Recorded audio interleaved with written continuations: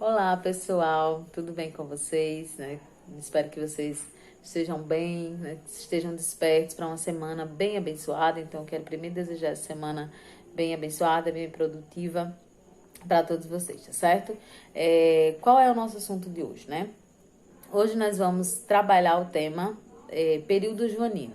E o que é que nós estamos chamando, né, de período joanino? Quais são os acontecimentos que vão ocorrer neste período, nesse fragmento da história, tá?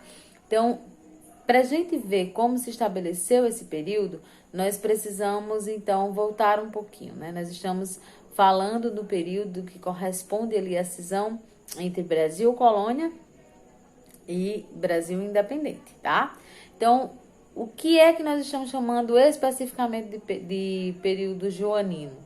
Nós estamos nos referindo a 1808, né, que é o ano em que a família real portuguesa vem para o Brasil, até 1821, que é o período limite em que a família real vai voltar para Portugal, tá bom?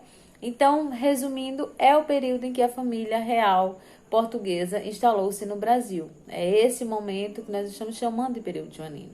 E usamos o termo João, né, por se tratar do período da administração de Dom João VI, que chega como príncipe regente, né, mas que vai dar continuidade às questões políticas, né, que vai ser responsável pela administração, porque na ocasião a sua mãe, a Dona Maria I, estava interditada, tá?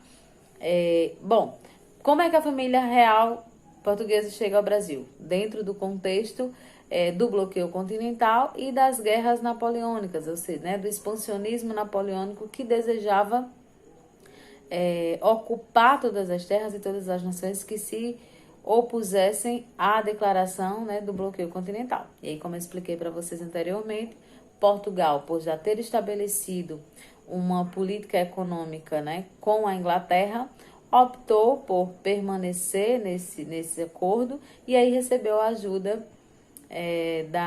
da Inglaterra para vir para o Brasil. Bom, o que é que vai acontecer? Né? Em 1808, a família portuguesa chega ao Brasil. Também é nesse período em que vai haver o fim do Pacto Colonial. Vamos lembrar um pouquinho. O que é que será? Eu expliquei para vocês na aula anterior o que era o Pacto Colonial. Então, o Pacto Colonial correspondia ao monopólio da metrópole, ou seja, de Portugal em relação ao Brasil. E esse pacto, ele correspondia necessariamente, né, indiretamente às questões econômicas, né? Aquilo que seria produzido e a uma produção que beneficiava diretamente a coroa portuguesa. Então, Dom João VI, né, vai pôr fim a esse pacto colonial, a partir de várias medidas, tá? Então, ele abre os portos, né, às nações amigas, a nação, principalmente a Inglaterra, como uma cláusula do seu acordo de transferência da corte para o Brasil. E aí, esse período, gente, joanino, né, desde a vinda da família real para o Brasil, nós consideramos como um processo de independência do Brasil, tá? Então, nós concordamos que o processo de independência do Brasil, ele começa quando a família real chega aqui. É porque uma série de reformas, uma série de acontecimentos vão surgir e vão criar um cenário propício à independência do Brasil. Então, em 1810, vai haver os tratados de comércio com a Inglaterra, né? O Tratado de Aliança e Amizade, a proibição da Inquisição no Brasil e o fim gradual do tráfico negreiro. Então, esses são acordos-chave entre Brasil e Inglaterra. Em seguida, vai haver o Tratado do Comércio e Navegações, né, onde as tarifas alfandegárias elas vão beneficiar o governo inglês, né, vão reduzir essas taxas para os produtos ingleses e também praticar, né, o porto livre em algumas ocasiões, tá? Então, a Inglaterra ela vai ser totalmente beneficiada pelas políticas econômicas, né? E pela relação econômica entre Brasil, desculpa, e a Inglaterra. Consequentemente, entre Portugal e a Inglaterra. Por quê? Porque neste momento, lembrem-se que uma das coisas que nós conversamos e que vai ser fundamental nesse período joanino é o fato de Portugal, né, da coroa portuguesa, ela precisar elevar os status do Brasil. Então, o Reino Unido de Brasil, né, e Algarves vai surgir aí. E essa elevação do Brasil ao status de Reino Unido, né, a junção entre Brasil e Portugal neste momento, dizia respeito exatamente à necessidade da coroa portuguesa, do povo português, né, e da nobreza, enfim, do reino, estar em um lugar que não fosse uma colônia, né, que não fosse um lugar menor à sua condição, tá? As realizações de Dom João. Então, quais serão as realizações, né? Nós vemos que aqui na página 21, o texto de vocês vão trazer várias inovações, enfim, várias instalações, várias realizações que ele vai promover. Então, ele vai permitir, né, que a produção das manufaturas, revogando o alvará de Dona Maria I, dentro daquela lógica lá atrás do Pacto Colonial.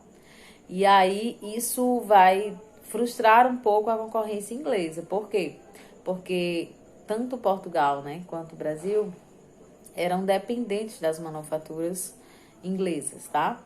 Ele vai abrir a Academia Militar, o Banco do Brasil, a Imprensa Régia, a Biblioteca Nacional, escolas especializadas, o Jardim Botânico também, a Academia da Marinha, o Horto Real, as primeiras escolas de medicina, tanto na Bahia quanto no Rio de Janeiro, as escolas de matemática, de ciência, de física, enfim.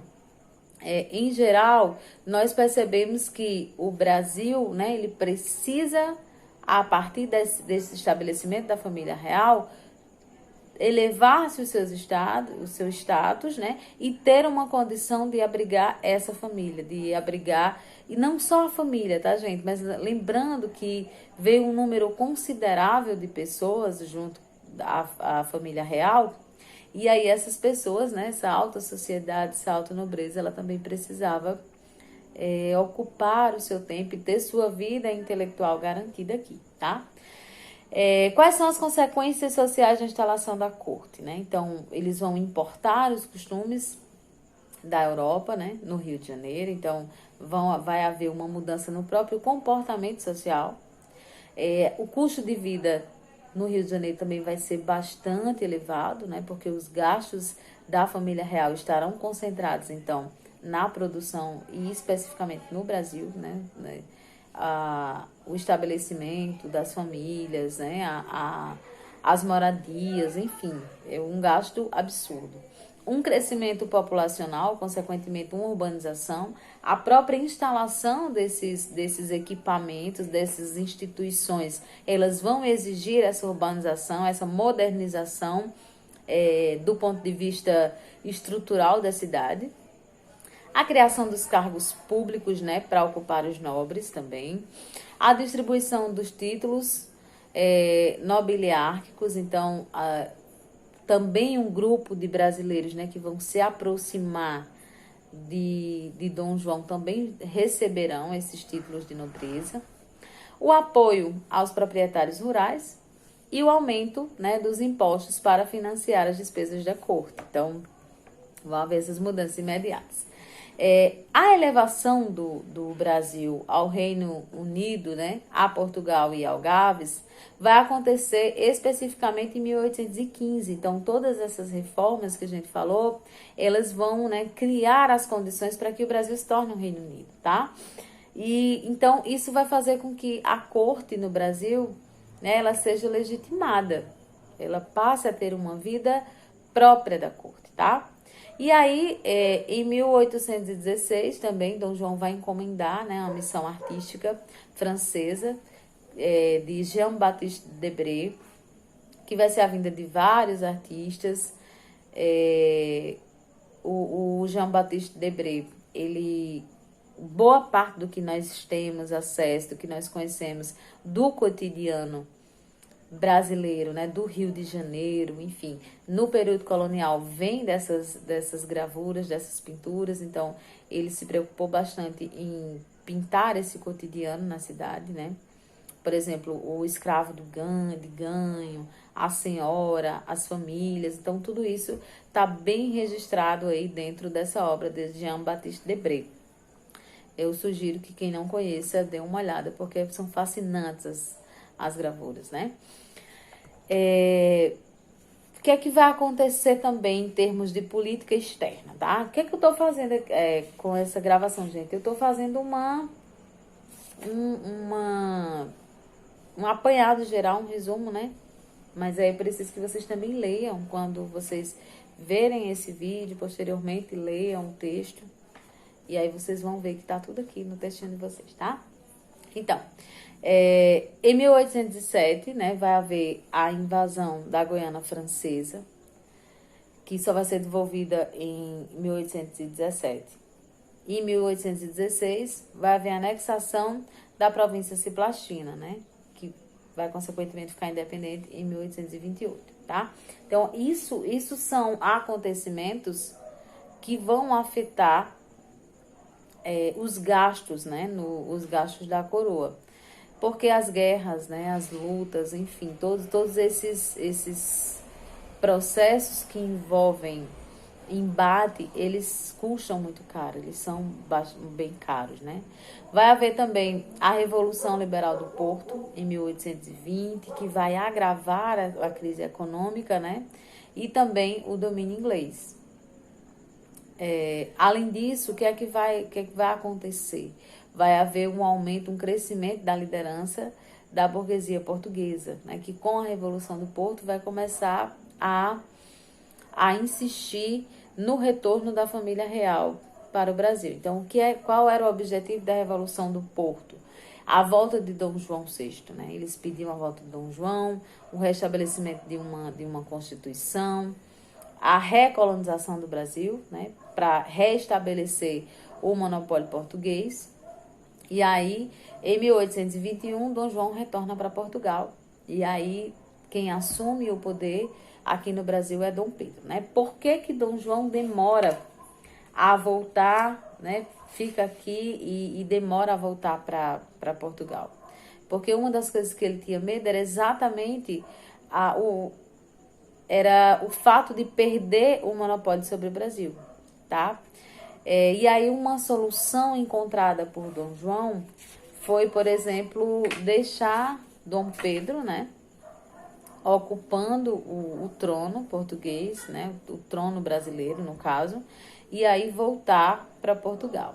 Bom, enfim, então, esse período joanino, né, o estabelecimento de Dom João no Brasil, até o seu retorno para Portugal, ele também vai ser marcado por conflitos internos. Então, a gente vê, em termos externos, a Revolução do Porto, a Guerra de Cisplatina, nós vemos uma série de eventos que vão dificultar essa administração joanina, tá? Mas nós vemos também que no campo interno, né, o Brasil também protestou e reclamou essas crises, tá? Como é que a gente vê? Um dos principais eventos, né, um evento que vai ser bem marcante para a gente observar isso, é a Revolução Portuguesa, né, que vai ocorrer exatamente dentro desse cenário, tá certo? Então, agora nós vamos ver um pouquinho desse cenário da Revolução Pernambucana. Bom, gente, então, o que é a Revolução Pernambucana, tá? Ou Revolução de 1817, né? Algumas pessoas gostam de usar a expressão Revolução de 1817 porque esse movimento, ele começa em Pernambuco, né? Ele tem como centro Pernambuco, mas ele se espalha por basicamente todo o Nordeste. Então, quem vai liderar? Qual é o grupo que vai liderar esse movimento? É a burguesia mercantil regional, ou seja, é a burguesia do centro de Pernambuco e de alguns outros estados, né? E também alguns membros do clero. Foi a primeira insurreição republicana do país, ou seja, a Revolução de Pernambuco de 1817, ela tem um viés republicano, né? Então, ela vai, de fato, sofrer a influência da Revolução, dos ideais iluministas, né? Que estão chegando aqui principalmente com as leituras, as novas leituras, a abertura intelectual, e aí isso vai fomentar esse movimento, né? E qual é o contexto? Bom, gente, quando a família real chega ao Brasil, né, isso vai gerar muitas despesas, né? Isso vai, ao mesmo tempo, também produzir muitas melhorias no país. Mas quem é que vai receber essas melhorias? É basicamente o Rio de Janeiro, né? E o resto do país, ele vai ser, na verdade, responsável por pagar esses impostos. Então, o que Pernambuco estava sofrendo, essa burguesia, né, ela estava reclamando, era exatamente esse financiamento dessas melhorias que ocorria na capital, né, e que não chegavam a os lugares, né, mais remotos do Brasil, como, por exemplo, Pernambuco. Qual era o objetivo, né? O objetivo era instalar um sistema republicano, né? Além da insatisfação com o poder real joanino, era, em consequência disso, instalar um sistema republicano. E aí, abolir aos poucos, uma das discussões era abolir gradualmente a escravidão, tá? Os líderes da revolta vão instalar um governo provisório, né? Vão retirar alguns impostos, vão fazer a extensão desses impostos, vão determinar a igualdade de direitos entre os brancos, a tolerância religiosa, a liberdade de imprensa e a liberdade de consciência também. E vão implantar um sistema republicano inclusive, criaram uma bandeira para isso, tá? Então, esse é o cenário geral em que ocorrerá essa revolução, né?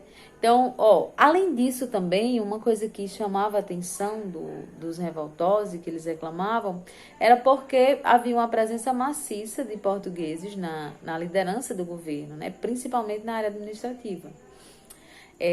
O aumento dos impostos e também o cenário que vai propiciar isso, gente, é a Grande Seca de 1816. Então, vai haver uma grande seca que vai causar grandes prejuízos e fome no Nordeste. E aí essa população nordestina, ela vai começar a reclamar essa intervenção e esse auxílio real, tá?